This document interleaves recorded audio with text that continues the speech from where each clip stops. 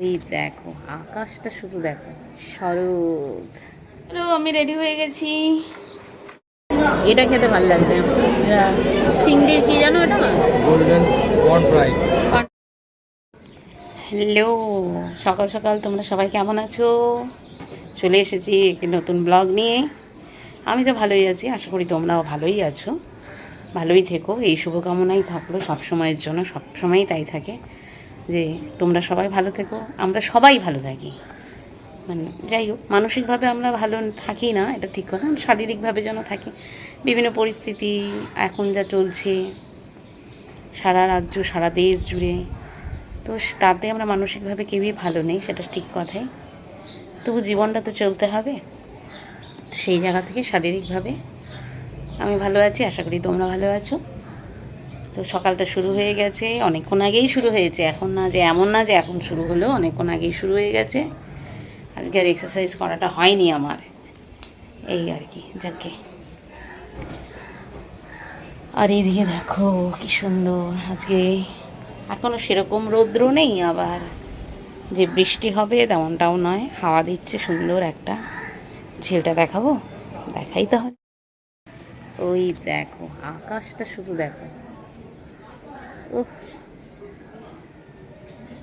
শরৎ, এই হচ্ছে শরৎ।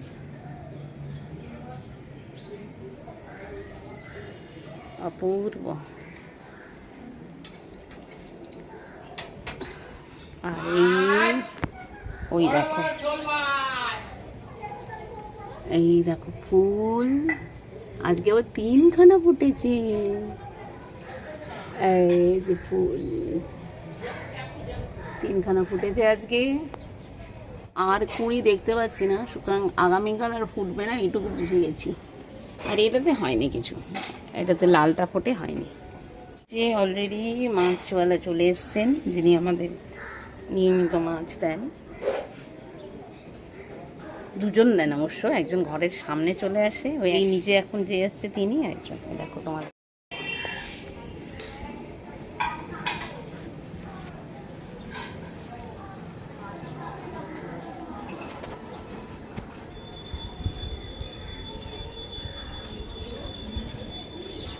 চারতলা থেকে এতটা পরিষ্কার বোঝা যাবে না, এটা ঠিক কথাই দেখছি।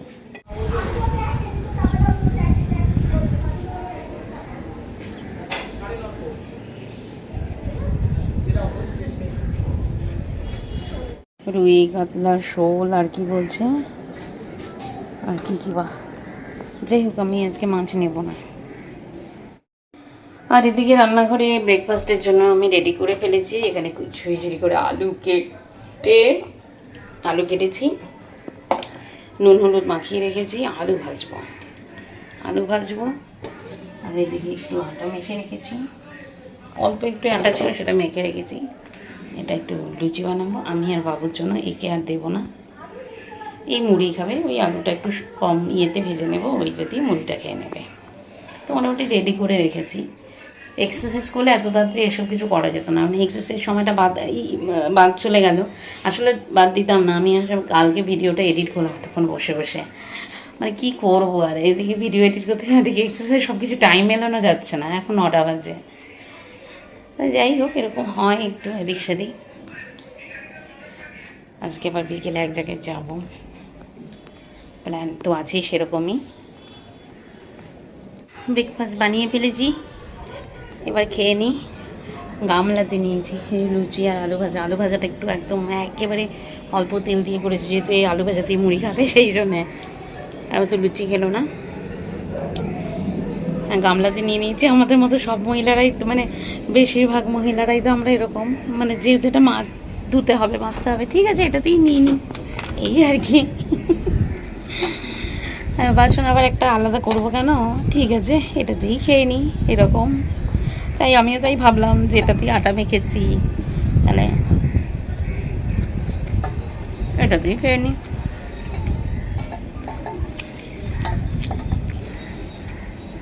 আলু ভাজা একটু তেলে করলে ভালো হয়। চলো খেয়ে নিই, প্রচুর কাজ আছে। চলে যাওয়ার আগে একদিন খাইতে হবে। কে চলে যাবে? ইলিশ মাছ ইলিশ মাছ, হ্যাঁ। না, আমি আর ছোট মাছ খাবো না, বড় ইলিশ খাওয়ায় না। বাড়ি আনলে না তো? দেখি এটা ওয়েট কত আগে দেখি। লাফায় না তো মাছ, লাফাচ্ছে কই? লাফানোর জন্য দেখি দেখি না।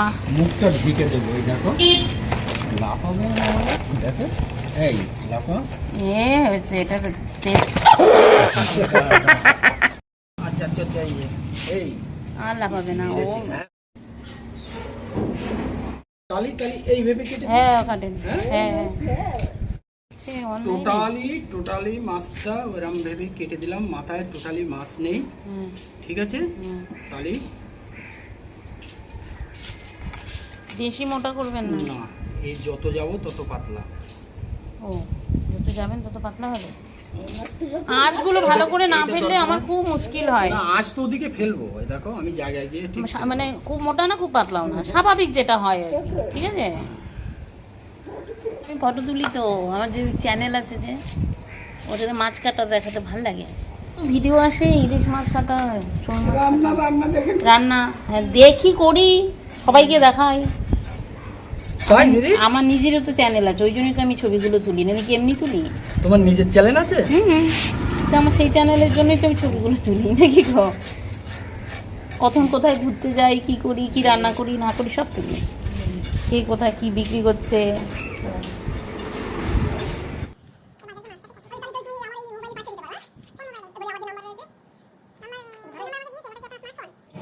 এই মাছগুলো দেখলেই কত 900 গ্রাম ওয়েট হয়েছিল মাছটা।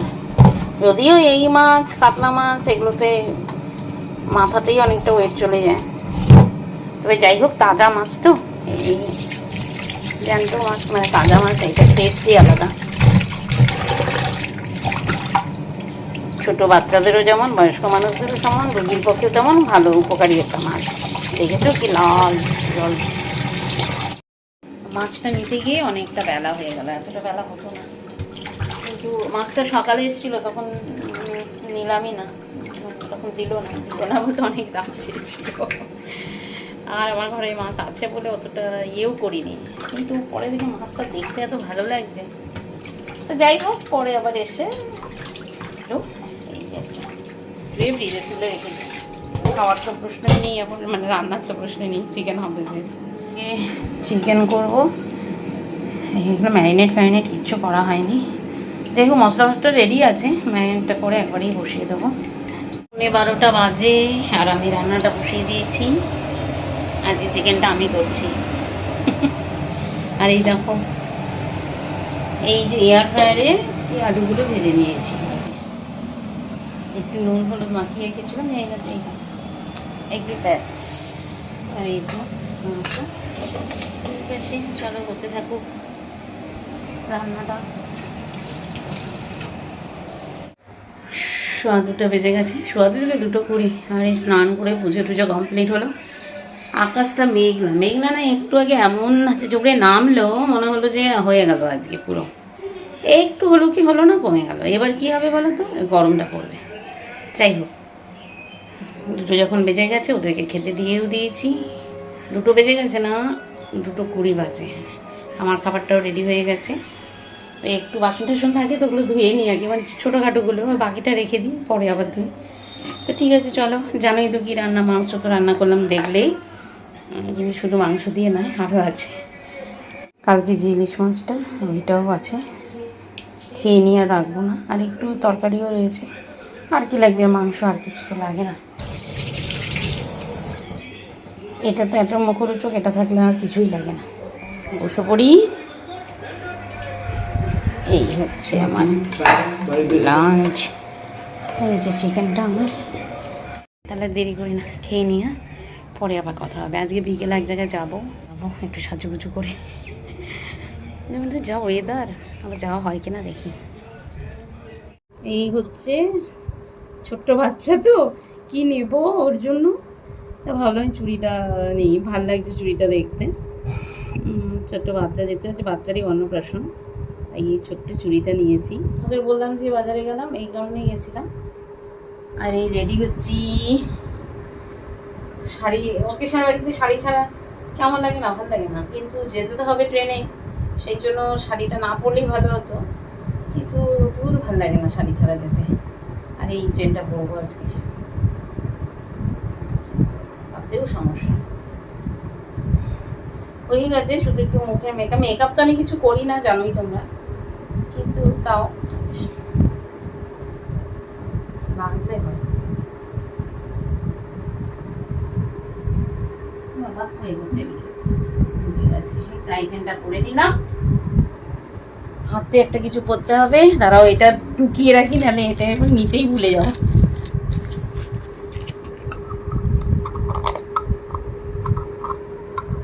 ও যত তাড়াতাড়ি করছি না তত দেরি হচ্ছে।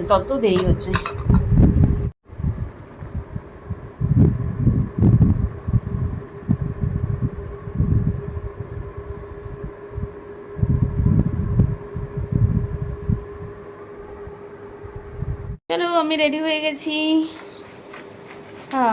এইটুকু সেজেছি, এরকম সিম্পল। কেমন লাগছে অবশ্যই কমেন্ট করে জানাবে। কি নিয়েছো?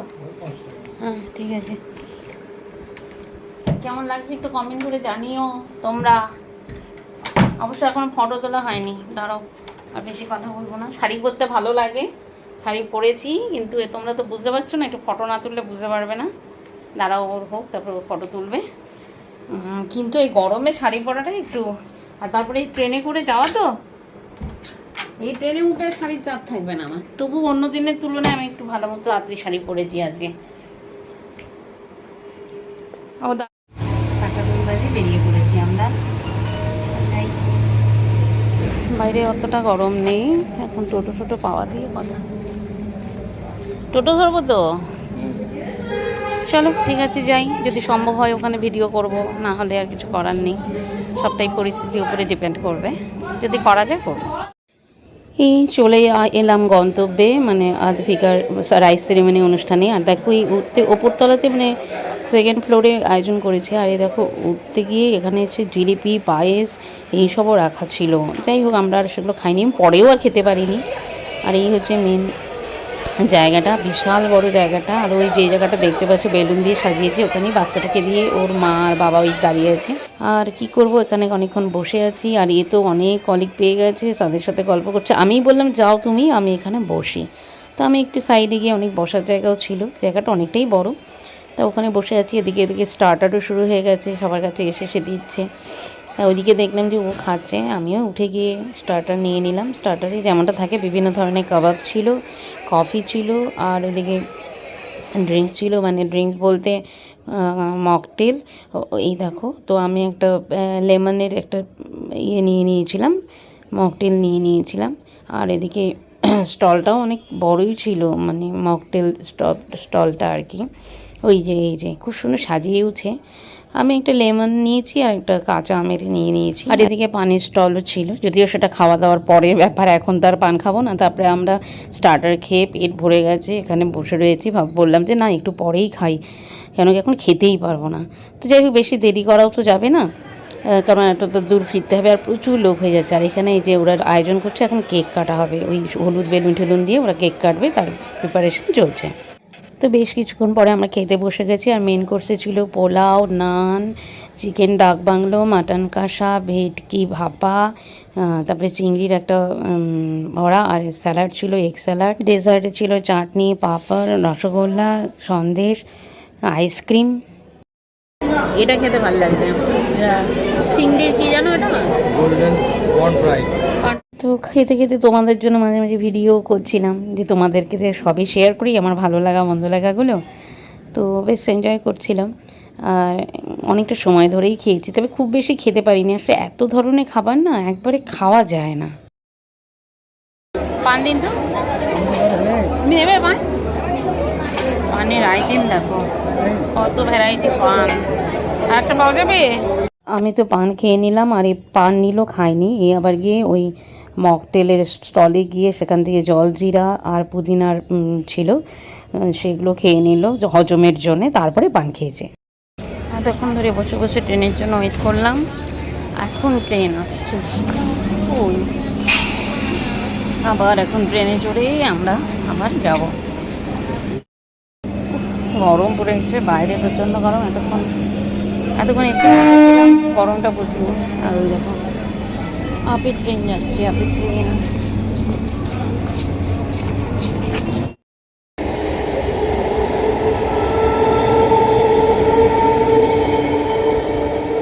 ওখানে ঘরে এসে ঢুকলাম, বেজে গেছে কটা, বেজে গেছে 10:30। ঠিক আছে, যাই হোক, খুব ভালো খেয়েছি, খুব ভালো লেগেছে জায়গাটা। যা ভালো লেগেছে বলো, জায়গাটা মানে ব্যাংকোয়েট মানে হলটা আর কি, খুব ভালো লেগেছে। এই জায়গাটা কখনো যাইনি তো, গেলাম। ভেতরে প্রচুর লোক ছিল। পরের দিকে অবশ্য একটু ঘেঞ্জি লাগছিলো, এত বড় এরিয়া, তোমরা তো দেখলেই ভিডিওতে, কিন্তু একটু ঘেঞ্জি লাগছিলো পরের দিকে।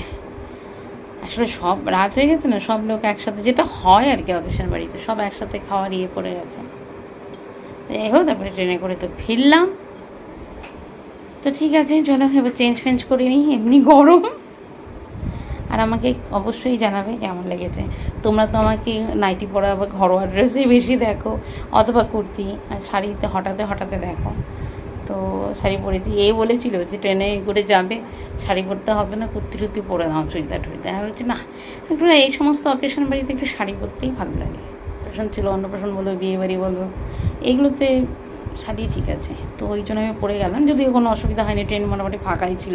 যাওয়ার ট্রেনটাও ফাঁকা ছিল, আসার ট্রেনটাও ফাঁকা ছিল। আর এই তো ট্রেনে উঠে 2 স্টপেজ পরেই তো অসুবিধা হয়নি। যাই হোক, শাড়ি পরতে আমারও ভালো লাগে, কিন্তু এইখানে না পরাই হয় না। এইখানে দিল্লিতে কী অসুবিধা হয়, কি বেরিয়েই তো বাস ট্রেন ট্রামে উঠতে হয়, সেই জন্য একটু অসুবিধা হয়। তৈরি করে আজকে তো ভিড় কম ছিল, আজকে রোববার বলে, অন্য কোনো দিন হলে তো ওঠাই যেত না। এই হচ্ছে ব্যাপার। তো যাই হোক, তাহলে আজকের ব্লগটা কেমন লাগলো অবশ্যই কমেন্ট করে জানাবে। আর যদি ভালো লেগে থাকে তাহলে লাইক তো করবেই আশা করি। আর চ্যানেলটাকে সাবস্ক্রাইব করে দিও, বন্ধুবান্ধবদের মধ্যে শেয়ার করে দিও। ওকে, গুড নাইট, বাই।